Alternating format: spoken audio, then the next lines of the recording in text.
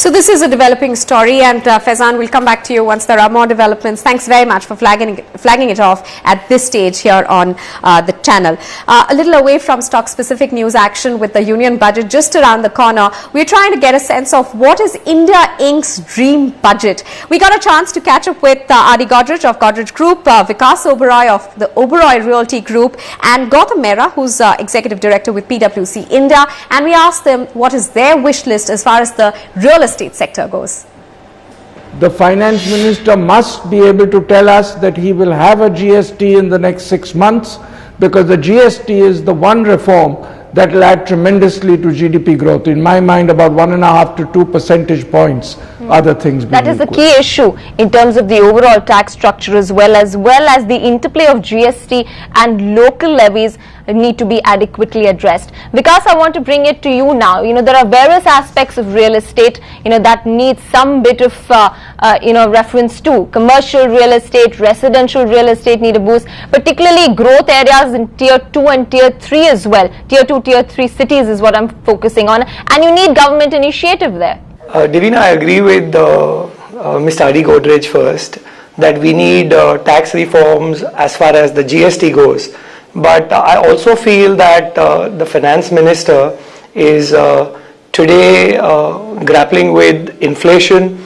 He's, so what he's really done is he's actually taken the interest rate up. But that really would not help the industry per se. I clearly believe that if one wants to control inflation, one will need to look at the supply side. So my thrust here would be that finance minister has a stick and a carrot with him. All he has to do is make sure that the state governments who are looking at any sort of viability gap funding from the center will have to toe the line. He has to tell them that they need to bring in reforms as far as property tax goes.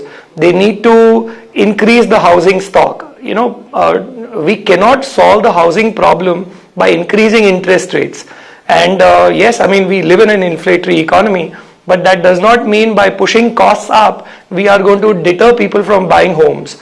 And the other big thing is that even if you create blockages for funds to come into real estate, let's say the RBI comes up with its norms, you will find other money is coming into this industry. This money will be from people who don't have the sector knowledge, who will probably be driven by the greed that this industry has to offer. If interest rates in this industry are higher, people will find ways and means to deploy their investments here. So I guess, if he can simply address the supply, and this could be done at the back of incentives that the state government gets out of the central government. We need to have single window clearances, we need to have township policies in states clear, and he can clearly do that. Like I said, that he has a stick and a carrot. He could simply tell the state government that I'm not giving you any help unless you come back with these reforms. So that was conversation, part of a special show that starts here on NDTV Profit. India Inc.'s Dream Budget. You can catch that show starting today at 4 p.m. here on NDTV Profit. And as we end this edition of Market Check, I also want to make a quick mention of the fact that the Zenith Infotech FCCB case in the Bombay High Court has been adjourned till the 22nd of March. So that's the story there. But that's also a wrap on this edition of Market Check.